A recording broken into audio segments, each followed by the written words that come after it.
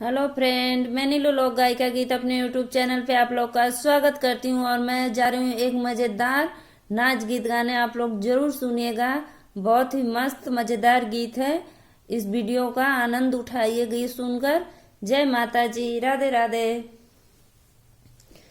नथुनिया के चोरी भैले सुन थानेदार हो, नथुनिया के चोरी भैले सुन थानेदार हो, नथुनिया के चोरी भैन सुन थानेदार हो, नथुनिया के चोरी भैन इहे नथुनिया मोरे ससुर चोरवन इहे नथुनिया मोरे ससुर चोरवन।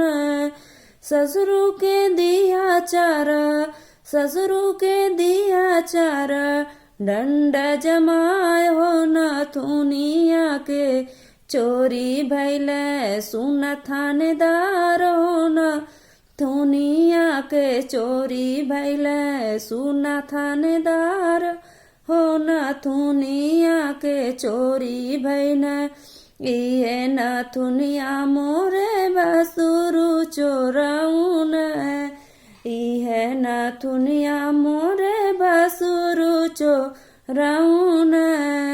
बसुरु के दिया हाथ कड़िया लगाए हो, नथुनिया के चोरी भैले सुन थानेदार हो, नथुनिया के चोरी भैन सुन थानेदार हो, नथुनिया के चोरी भैले इहे नथुनिया मोरा देवरु चोरवन इहे नथुनिया मोरा देवरु चोरवन।